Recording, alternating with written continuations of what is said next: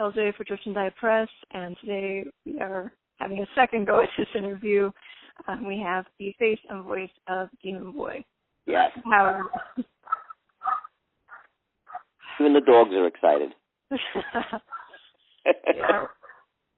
That's what I get for trying to record something in the living room. Hey. We'll leave that in.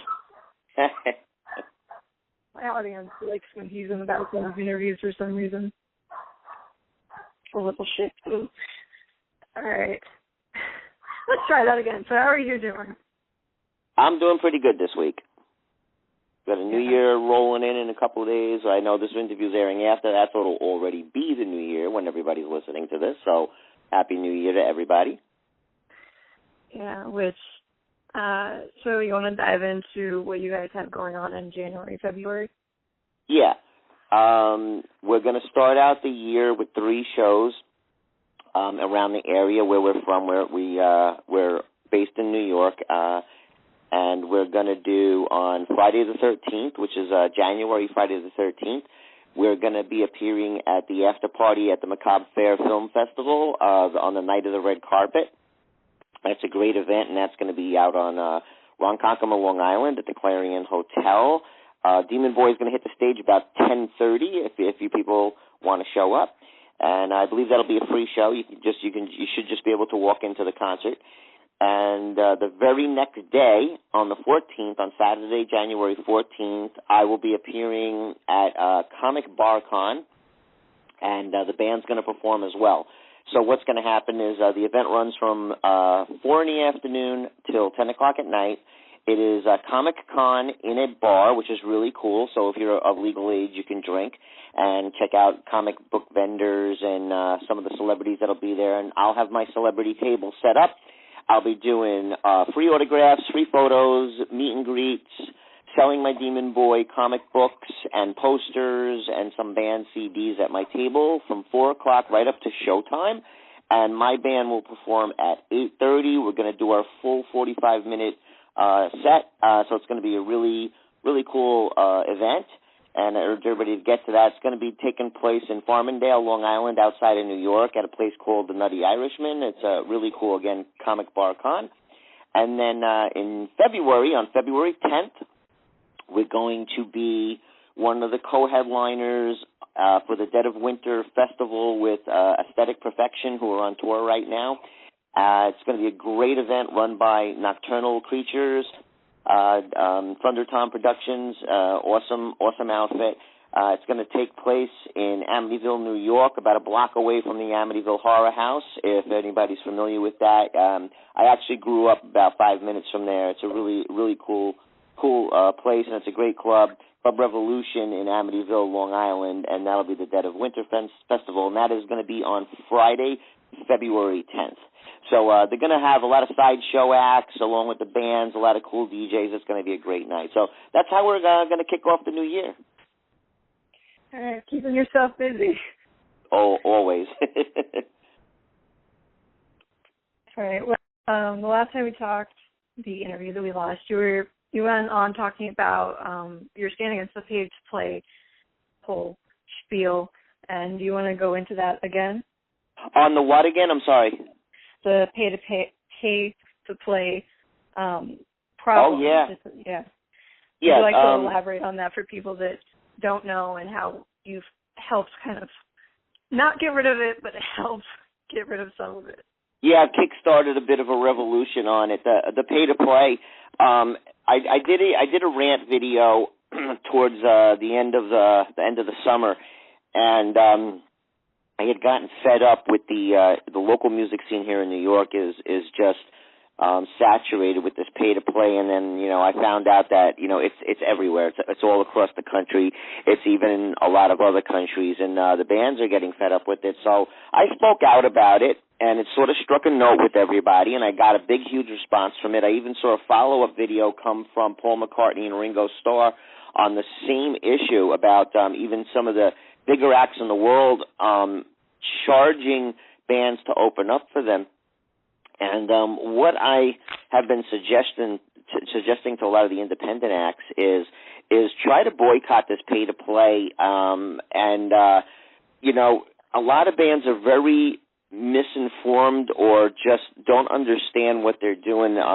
If you're an independent band, you're an up-and-coming band, and you think it's a good idea to go to a bar where they tell you need to sell 25 or 30 tickets and they make you pay for them up front, and do that to go and open up for somebody like, say, Faster Pussycat or LA Guns or one of these old 80s bands, or even any current bands that come around, and they want you to buy pre-sale tickets. That's what pay-to-play is. And basically the whole story of that is that the bar can't afford to pay the featured act, so they hire a bunch of local talent. They make you sell tickets so that they can take the money that you sold to your fans to come see you to go pay that act that you're opening up for. It's completely unfair. It's unjust.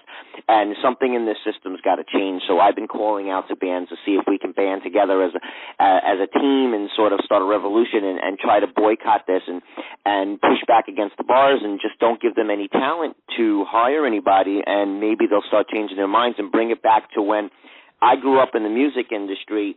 The way the bar scene worked was you were just invited to play, and they would say, well, here's the deal. You can, people say your name at the door, and we'll give you whatever, $5 for each one of the tickets, or they give you 100% of the ticket or percentage or whatnot, and the bar would make its money off of selling drinks and food and whatnot. And normally they'd have a budget for their entertainment because you're a business, and you could afford to hire these bands. Well, nowadays it's a little bit different. The economy's a little different. There's a high rent, and the bars can't afford anything anymore, and a lot of them are closing. But the pay-to-play got installed, and it's just killing everybody. But if you're a band thinking that this is good for you, and that if any bands, and I spoke about this in my rant video, if you think that there's anybody in the music industry that cares who you opened up for, think again. They really don't care who you opened up. You could say you opened up for frickin' Iron Maiden or Kiss, and honestly, they don't care. That doesn't mean anything about your band, because everybody in the music industry knows that there's a pay-to-play going on. So it's like, I can go and open up for any big band I want if I cut them a check. It is not that hard. And Joe Schmo can do it. So the shittiest band in the world can go and open up for Kiss. It's not going to matter. And I'm just quoting example. So don't do it just because you think it's going to look good on your resume. No, it doesn't matter on your resume.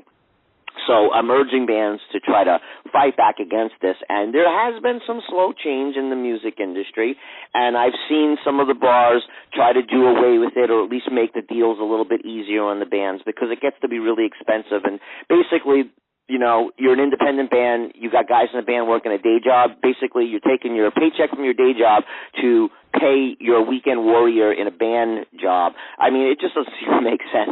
So, that's been the whole thing with it. So, yeah, I'm a huge thing against pay-to-play, and we've stopped doing it. Luckily, the phone calls have now stopped, because I would get venues calling me up going, Demon Boy, do you realize you've turned down the last 14 shows we've offered you? And I'm like, oh, of course I realize it, because every time you call me, you tell me that I have to do pre-sale tickets. It's like, look, my fans will show up and see my band the night of the show. You'll get your money that way. But I'm not going to give you $500 or $800 or $1,000 beforehand, and come up. All bands are starving nowadays. Even my band, we work a lot. We're very popular, but it's very expensive to run the band. It's very expensive for a lot of bands to stay on tour. You can't expect these bands to just come up with this money out of nowhere that they don't have in the first place. You're taking away money that they need for their band to go and purchase merchandise and things like that. The bands you'll make your money off your merchandise at the show. You're not going to get paid from the bar. So just everybody keep very well aware about this pay-to-play, and do not, above all, think that by paying money to open up for somebody that's going to help your career, because it absolutely will not. And trust me, I know a lot of big people in the music industry. I know, the personal people that book bands like Metallica and things like that, and they have told me one-on-one that they don't give a shit who you opened up for. It will never matter. And as a matter of fact, I was even told that if I were to name drop any band, that they would hang the phone up. So, like I said, try to get that out and save your money, guys. Take your money and go do recordings. Make a new album. Don't give it, for what you're going to give a bar for one night, you can go record a couple of songs and you'll get way more mileage out of a recording and a new album or a new single or a new video than you will play in the one show. So, it's just sort of business 101 with the music industry and navigating the music industry as it stands today. So that's about all I think I need to say on that matter. Yeah, I mean, there is definitely plenty of things in the industry now that you could, if you start talking about it, you pretty much open a Pandora's box on that. But exactly. A band, there's so many good things for bands to do nowadays. Like, it's great to record and keep releasing new material. Get some money together and make a kick-ass video. You'll get years out of a song and years out of a video. You get one night out of playing a gig and some bragging rights on Facebook for a week, and then it's gone. So you spent your money to, go on stage for 30 minutes. If you get 30 minutes, maybe you're going to get 20 minutes. And, it's all over. Hey, but if you like that and you got the money to piss away on that and you want to do that, I'm not saying you shouldn't. I'm just saying strategically, if you're trying to get ahead in the industry today, you should really avoid those downfalls. Yeah, I remember I knew a band at some point that they gave a venue gave them pre-sale ticket telling them that it was going to be a free show, and then they gave away like $200 worth of tickets, and they got to the venue, and the venue was like, "Well, we don't know who told you it was a free show. You got to give us all that money back." Yeah, I've seen little snafus like that with miscommunications. I've seen it where, say they want you to sell $300 worth of tickets and you're $20 short the night of the show. I've seen them pull the band off the stage over a $20 bill. I mean, it's retarded, and it's just really bad. There's a lot of assholes in the music industry that run the clubs. Unfortunately, they outnumber the cool people. There's plenty of cool clubs, but there are so many that just act like dicks, and a lot of them do it because the band situation is saturated. There's thousands and thousands of bands, and the way with social media over the past decade blowing up, it's leveled the playing field. Now you're aware that there are thousands of bands out there that are your competition, and everybody's fighting for the same thing. And the bar owners are taking advantage of that because they just have a list of bands. They might have 100 local bands, and they'll just keep going down the list. And basically, the first band that comes up with the money gets the gig. It's not the best band. It's not the band that belongs on the bill. I've seen some mismatches. I've seen great headliners come in, and then these crappy local bands that I'm like, why would they put that band on with this band? They don't even fit.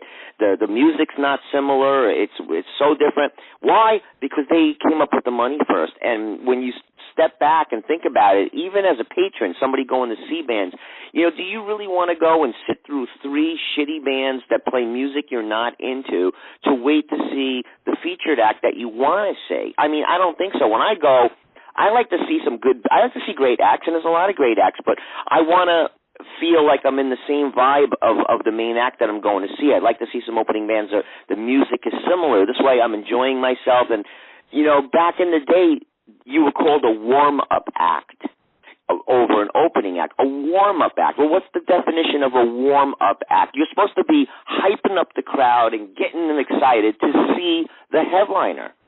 And that's not what's happening. What's happening is the opening bands are boring the hell out of everybody, and everybody's outside smoking cigarettes and then coming in and catching the featured act,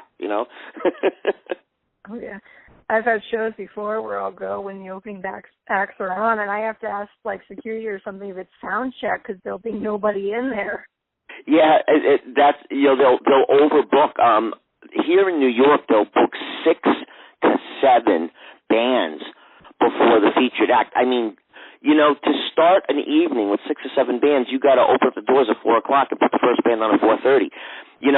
If I'm going to go see, let's say, Wednesday 13, and he's going to come on at 1 o'clock in the morning, why in the hell am I going to show up at 4:30 in the afternoon to catch the 6 opening bands, waiting to see Wednesday 13 at 1 o'clock in the morning? It's just not going to happen.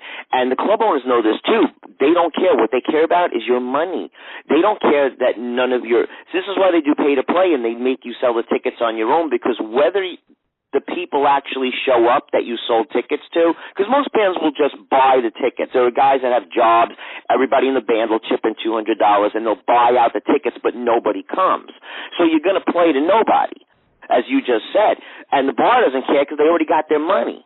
I mean, they should care because now there's nobody in the bar buying drinks, and they're not making money off alcohol, but the bottom line is they got their money to pay the featured act, and that's what you're really doing. You're being used as an open act. You're totally being used, you know. It's sad. Yeah. Well, and I wish, you know, the bands would care about it a lot more, because the few times that I have seen a band that took out a really good opening act, it really got the crowd hyped. Like you said, it actually got warmed up. Like a great example of that comes to mind was Como Christ when they were out like a year ago.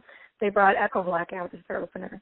And I had never seen a crowd get more hyped for an opening band before. Yeah, I mean, I know Echo Black and Danny Blue is a good friend of mine, and Combo Christ comes around all the time. I've seen them several times. Yeah, there's great pairings like that. And what's really cool is, like, sometimes the bands like that will get friends with other bands and suggest to the promoters, look, you know, we're coming to this town and there's this band there and they're friends with us and they do well with us. Our audience likes them. Please book them. And that's the way it should be. It should be, you know, this is better for you as the patron and as the concert goer, is to go and watch a great show and enjoy all the bands. I love when I hear somebody come home and go, oh, you know, I went to go see a show last night in this club and every band was awesome and it was great. You know, that's cool. And I don't like when I see people going, oh, God, I had to sit through these 3 frickin' bands, and they were awful just to wait to see, you know, my favorite. So, you know, it's all about how it's put together. And if the bar owners and the promoters would just, you know, literally just do their jobs, basically, and put together a good show rather than put a night on because the bar needs to stay in business. You know, it's just like, you know, that what's happening is they have been slowly killing the music scene by doing this and with the pay to play. That's what they've done. They've made it dead, and they got it to the point where nobody wants to go out anymore. Even me, I mean, I hate to say this, but I don't go see bands. I leave that up to my bass player. He goes and watches all the local bands. I won't leave my house and go watch anybody. It's just too much trouble for me to go out.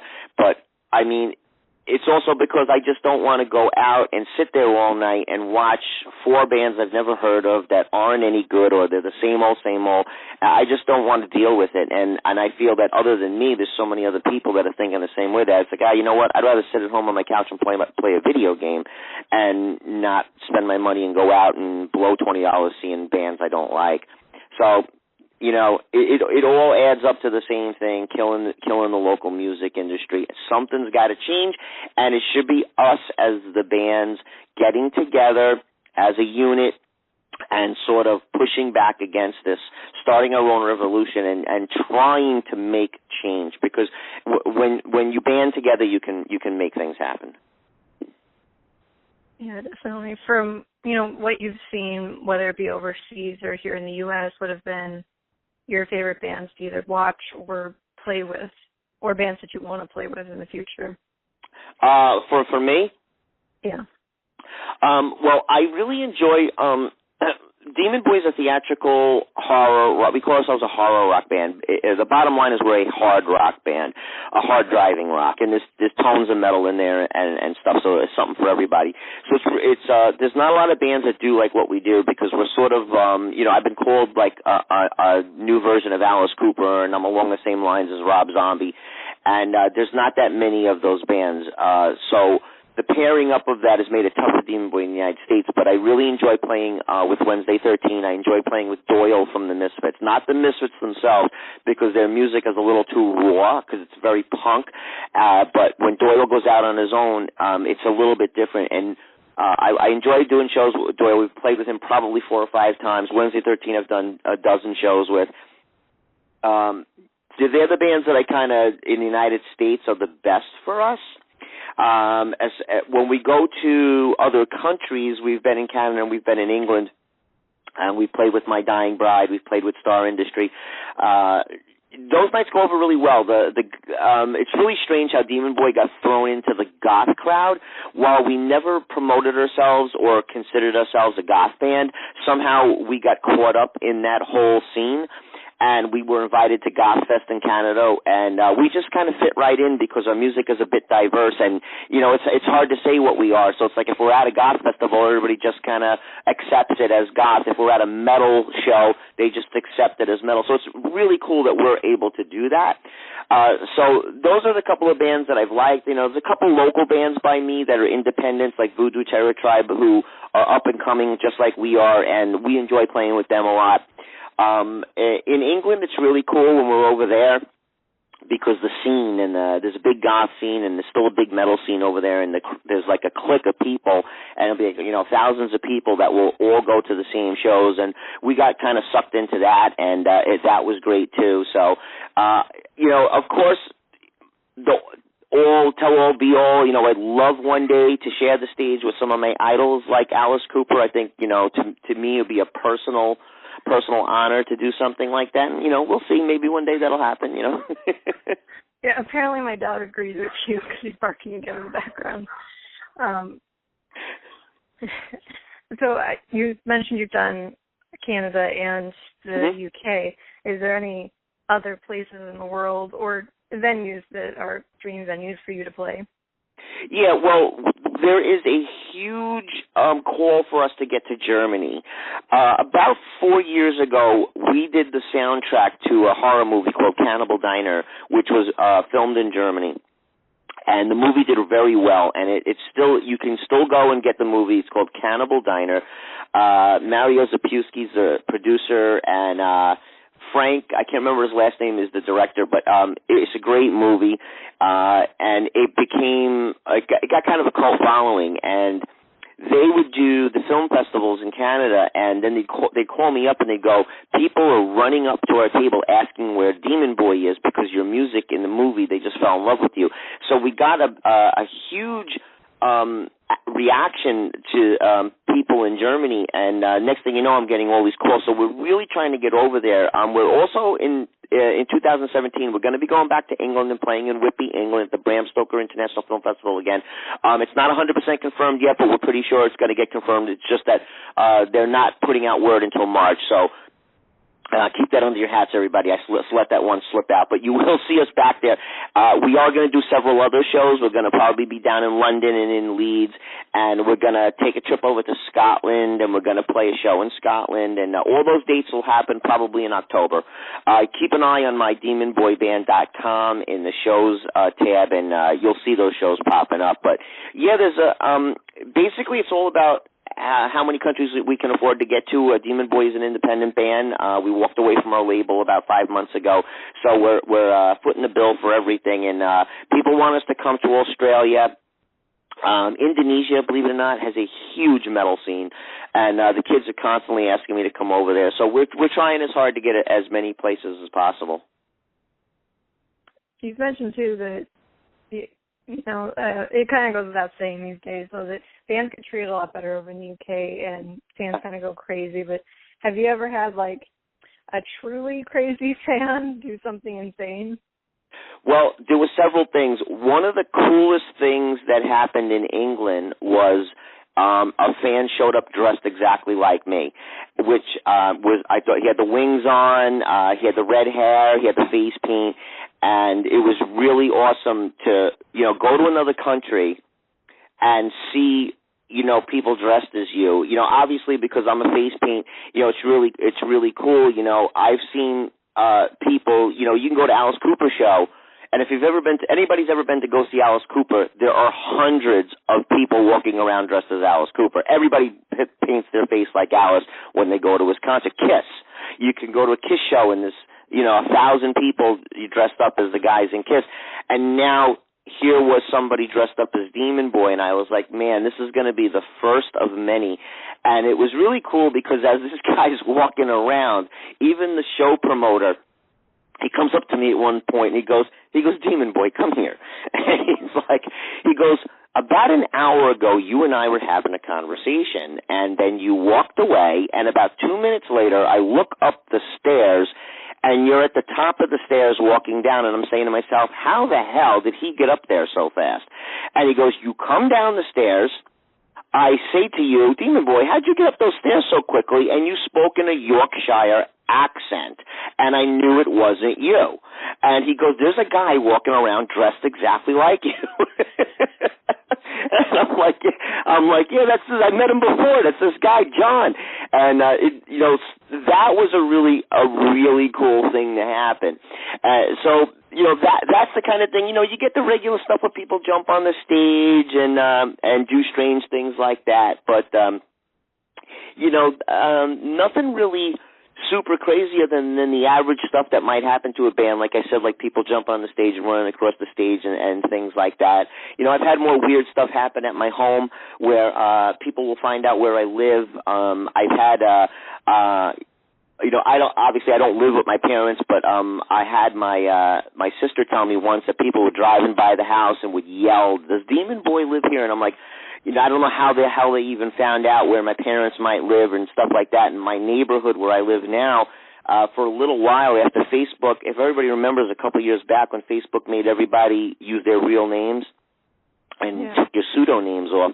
So I had 9 pages shut down by Facebook that said Demon Boy on them, and they went and put my real birth name on one of the pages before I had a chance to shut it down, and then next thing I know, I had people showing up on my front lawn, and we had to call, like, the police in to keep the kids from knocking on my door and things like that, and my neighbors were like, wow, he says, we knew we had a rock star living in the neighborhood, but we didn't know it was going to get like this, and I'm like, look, everybody says, I am really sorry.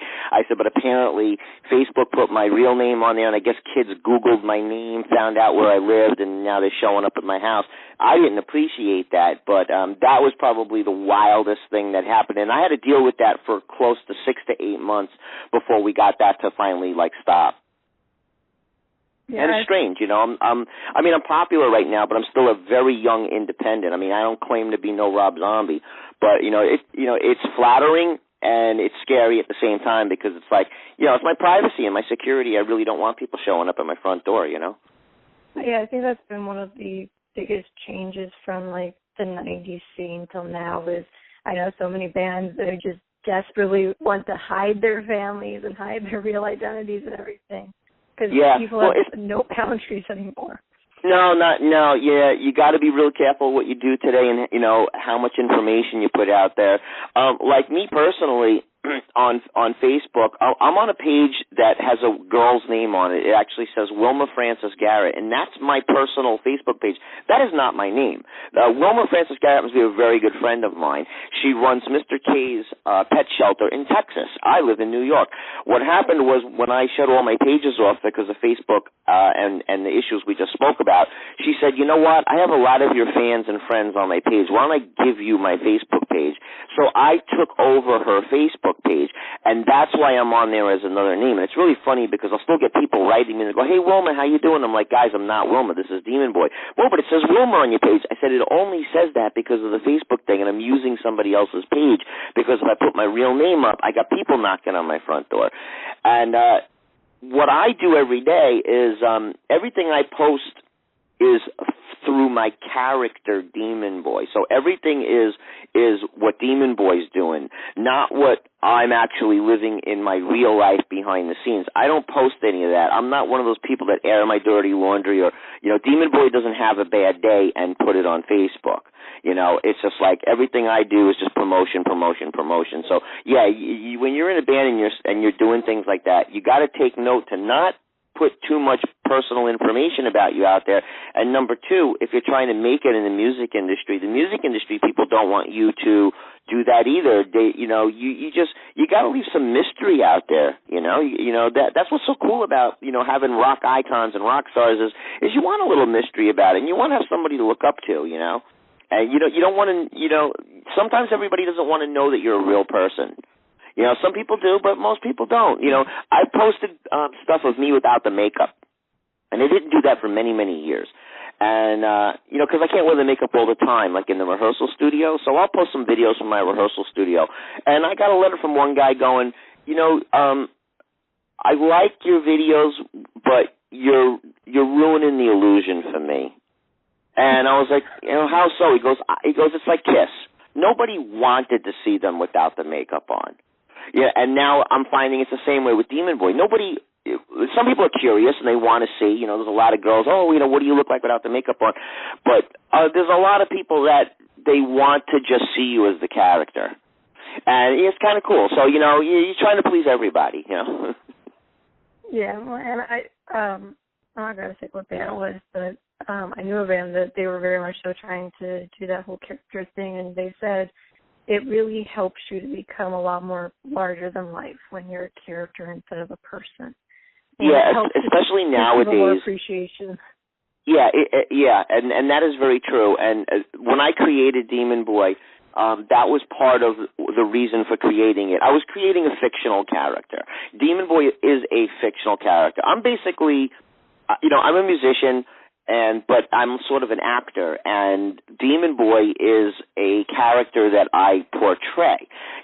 People would be like, what's your house like? Your house must look like a black castle and fire moat around it. I'm like, no, I live in an apartment just like everybody else. It's like, guys, I'm not Demon Boy 24 hours a day. I'm Demon Boy when I have to be Demon Boy. It's like behind the scenes, I'm a video editor, a video producer. I produce a lot of television shows. I do infomercial things for companies because I own a video editing studio. I produce a lot of bands. I manage a lot of bands. I actually have a company. People don't even realize that I have a behind-the-scenes company where I will take young and upcoming bands and I will help them out and I will give them my years of experience and tell them how to work themselves and how to brand their images and things like that. It is much easier nowadays because, as we said earlier, I mentioned that there's an oversaturation of bands. There's so many bands. Well, how do you stand out with all these bands? You can't just wear your street clothes and get on stage and think that people are going to remember who you were.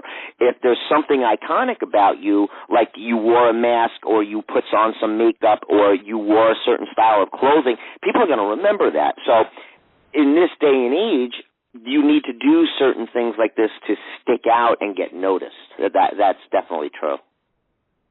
Yeah. Well, New York is, I've been out there several times to do things, and it's a dangerous city to be in. So whether it be on tour or at home, have you ever gotten in situations where you genuinely feared that something really shitty was going to happen to you? Well, yeah, there's been situations like that. Am I afraid of things? No. I'm actually, while I can be really sort of passive sounding and very nice, there is an ugly side to me where I am, my band will tell you and people that know me, it's like he is like a pit bull. It's like if you get him going, he is going to bite your head off.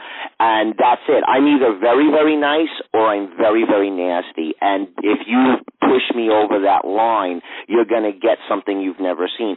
So, I have been, because of the way I look, dressed up like that, there's a lot of people that won't accept it. We were on tour once, and we were in Ohio, somewhere in Ohio, and I'm standing in the parking lot outside the club. There was a huge marquee with my name on it, and a car goes driving by and starts yelling shit at me, throwing soda cups out the window at me. You fucking freaking makeup-wearing faggot, blah, blah, blah, blah, blah. Just out of nowhere, just some car zipping down the freaking highway. But me, I'll just step out on the highway and start screaming at him like, come on back here and get out of your car and say that to my fucking face, motherfucker. And I'll be screaming that. So, there's been, maybe little things like that here and there, depending on where you go and, what kind of people are in that neighborhood. I have been told so many times there are towns in the South, they're like, oh, my God, don't go down there. They'll hang you from a tree. You go down into the Bible Belt as the name Demon Boy. They're like, oh, don't let them know that that's your name, and, don't show up with a tour van with that painted on the side, and they'll flatten your tires, and they'll do this, and, so there's been small things like that, but nothing I'm ever afraid of. I'm one of those guys, like I said, that if somebody does do something, I'm going to bark back even louder than they're barking at me, so it's kind of funny sometimes. Yeah, I recently moved down to Nashville from Minneapolis, and I don't even want to step out my front door in goth makeup or anything because I'm afraid somebody's going to stone me or something. There's a church on every damn corner. Yeah, it's really weird. I was in Texas once, And I'm walking down the street, and there were some police officers, and there was a police officer. It was a black woman, and she comes up to me and she goes, "Whoa!" She goes, "Look at your hair." And I'm like, "Yeah." And she's like, "Oh my God, can I touch your hair?" I'm like, "Everything." And she's like, "Well, what's your name and all?" And I go, "Well, you know, I'm in a band and everything." I says, "My name is Demon Boy." She goes, "Oh hell no!" Right? And immediately goes into all this preaching on me. Do you know that God this and God? And I'm like, oh, here we go. So I immediately get the whole fucking religious thing thrown at me, and I'm trying to explain to this woman. I says, "Listen to me. I'm not a real demon. I'm just a guy. I'm an actor. I'm playing it. You get it? It's not real. It's theater. It's not real." And they don't get it. You know, some people just don't get it. They're so like disillusioned by it, and when they believe in religion or believe in their gods or whatnot, yeah, you can get some freaks opposing you. But it's really funny because I'm always trying to explain to people who get too carried away. I'm like, this is not real what I'm doing. I said, I'm an actor. It's theater. I'm putting on a show. I'm acting in a show. It's not real. It's like, you understand that, don't you? And a lot of people don't, you know. A lot of people want to think it's real. You know, hey, if people want to look at Demon Boy and believe that, you know, everything that they see is real, then that's okay. You know, it's okay. If you want to live in the fantasy world of that, that's all right. But, you know, the truth of the matter is that it's my show. It's what I do. It's just like Alice Cooper. He said the same thing. You know, Alice Cooper is Alice Cooper while he's on stage. When he's off stage, you know, he's Vincent. You know, you don't call him Vincent, but, you know, he's not the same personality as he is when he's on stage. Or, you know, and he's always 50-50 in his interviews. He could be Alice in the interview, or he can just be off-stage Alice. And I'm the same way. I have my on-stage Demon Boy personality, and I have my off-stage Demon Boy personality. And that's the thing that blows people's minds is when they meet me, they're like, "Wow, you're so nice. And you're so generous, and you talk to everybody." I says, "Yeah, I'm not a monster. You know, I'm not." And that's the thing with Demon Boy. We're not filled with hate. We don't hate everything. We don't want to kill our parents. You know, I'm not about that. I'm more about having a good time. So our music is a little bit different. Our music is high energy, and it's like good time party rock. Even though we look the way we do, we look evil, we look macabre. The songs are very macabre. The songs are twisted, and they're dark themed. Yeah, that's all true, and, you know, it's all cool if you want to be in that world, which is a fantasy world. But, you know, behind the scenes, I'm not one of those people. I didn't grow up and have, I mean, I didn't have the greatest life. Like, you know, I'm not saying I grew up privileged, because I certainly did not grow up privileged. But I don't hate everything so much that I have to project that out in what I do as a musician. Yeah, and, you know, not to break any illusions for any fans out there, but I will be backstage at these shows, whether they be my own or ones that I'm just working at, and I'll see these bands that are just, they're so chilled, like they're the chillest people in the world, and then they go out on that stage and they turn into completely different people. Yes. But it is, in a way, it's kind of amazing. And I always go back to, we have a video of a touring drummer, and I never got his name. I don't know his name, but there's a point where you can just see him switch during sound check from being a normal person to being a drummer, and it's almost like he got possessed or something. Yes. It's kind of creepy to watch, you know? And that is really cool, and I know a lot of musicians like that, too. You know, for guys like us, for musicians that do that sort of thing, going on stage as a release, it's therapy for us almost. You know, I have things I'm built up inside. You know, I can get depressed like everybody else. You know, everything, you know, isn't all, you know, flowers and rainbows over here. You know, I struggle with certain things, and, you know, I struggle mentally with things, and I get depressed, and there's a lot of pressure on me. There's a lot of responsibility on my back, and there's a lot of people counting on me, and I feel that if I fail, I let everybody down, and that gets to me sometimes. I don't publicly need to show that, but going on stage, you know, I can be all happy and talking, but when I go on stage, when you see a Demon Boy show, much like your people who are listening to me now probably say, well, the guy sounds like completely normal. You know, I am completely normal, and the thing is, I'm really a funny guy. I'm kind of like, somebody once said I was kind of like a combination of Alice Cooper and David Lee Roth. David Lee Roth had that funny side to him where he was comedic, and Demon Boy's the same way. In between my songs, I'm almost a comedian, like a game show host. But when the song starts, I turn into the demon. I am the demon boy. Then I get mean, but it's only for the song. But once the song's over, I'm back to cracking up jokes again. And I'll get off stage and people will be like, wow, that was completely not what I was expecting. I didn't know that you guys were like that. I thought you guys were all going to be doom and gloom and go to hell and fuck you. And I'm like, no, my show is not like that. So people are actually blown away because they think they're going to see something and then they come at something different, yet they still fell in love with it. They're like, I had the best time. And that's what I really try to do. Is I'm an entertainer. I'm more about entertainment. I put on the kind of show that I would want to see. If I go to a show, I want to go and I want to have a good time. I want to have fun, and I want to leave smiling, going, that was freaking great, and people seem to have that same reaction when they come see us.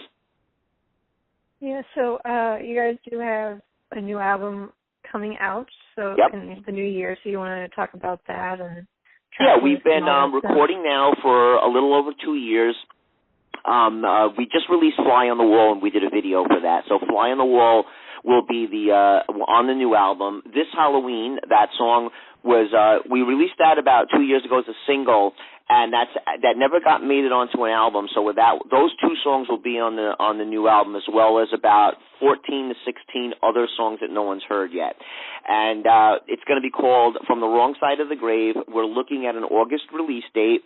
The band is in the studio right now. We go in every weekend and lay down more and more tracks. And as the songs get done, we'll release a couple of singles in the meantime to keep the fans happy before the full album comes out. It's going to be great. I have Chris Cyanide on the bass. He's been with me now for probably coming up on 4 years. I have Lightning Lou is my drummer. I have Alex the Executioner on guitar. So that's the core band right there, is the four of us. And then I have my dancers and my performers. I have Scully, who everybody knows, the world's only living bobblehead Scully with the giant skull head. And then I have Psycho Maris, my other dancer, and she does the fire tricks. She does the fire poi and other things, as well as light poi and hula hooping and things like that, and does all my dancing and portrays all the characters. Because if you've come to a Demon Boy show, we have an act for each one of the songs. So each song is a little vignette and a little piece of theater.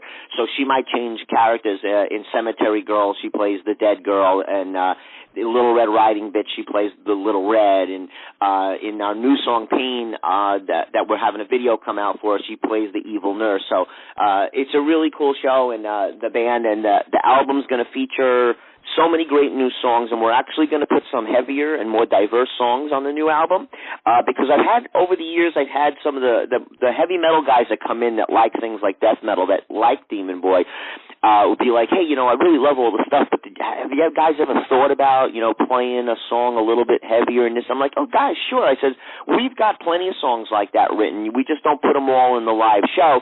I said to the guys, I says, why don't we record some of these other songs that we've been playing with, put them on the album. Let's put maybe a half a dozen songs that people would not think we would normally play. Let's put them on the album. This way we can show everybody if we wanted to play thrash, we could play thrash. If we wanted to play punk, we could play punk.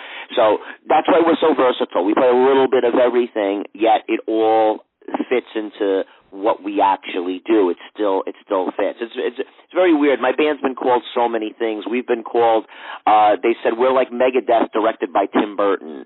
I've been called a combination of wow, you remind me of, Blackie Lawless, Motley Crue, and Steel Panther.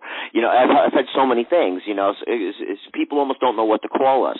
And it's because, why? Well, because I've created something new. I've created a type of music that is undescribable. And I go, look, we're basically, as I said before, a hard rock band, bordering on metal.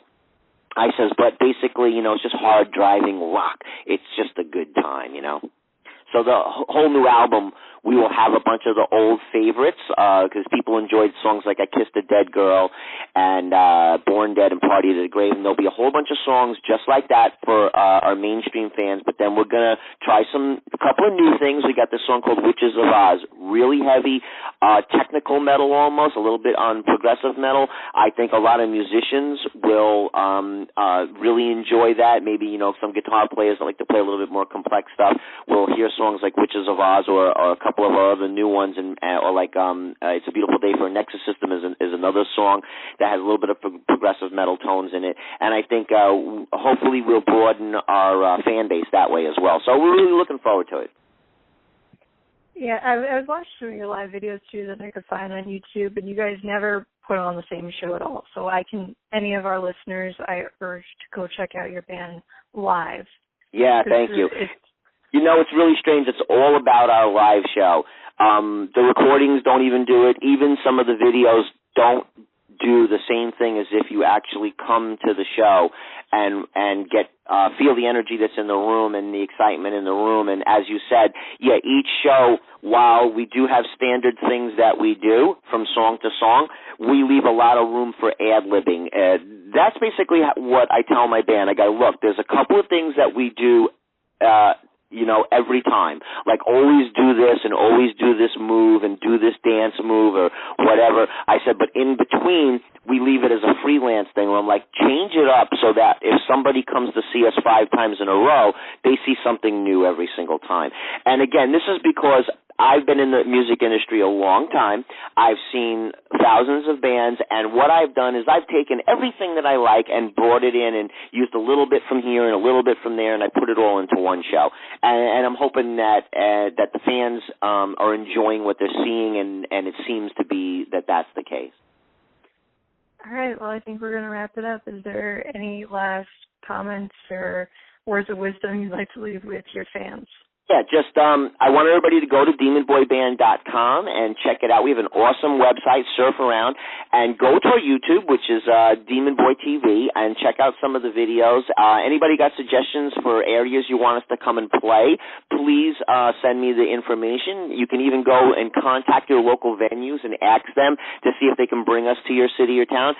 Demon Boy's not a full touring band. We don't go out and do tours. What we do is we go out and play special events and highlight shows. So we will we're in New York, we will go to California, we will go to Florida, but we'll go if there's an event that we feel is worth our time to come there. So if you do hear something like you're like, oh, there's this big Halloween show happening or a movie festival where they want bands, by all means you can suggest Demon Boy and we will do our best to try to get to those shows. And I want to thank everybody. I want to thank you guys here for having me on the show. Meryl, it was a great time. I had a great time today, and I think that's pretty much it. I think we're good. All right. Well, all of Demon Boy's links will be down in the description. Make sure you guys go check that out. Yeah. Hear the music, all the good stuff. All right. Thank you. All right. You have a great time. Thank you, guys. How can you miss someone you never met? I crave thinking about the wasted breath, the wasted youth I wasted on you. How can you miss someone so quick to forget? Illogical and separate, so easy when you're desperate to fall in love.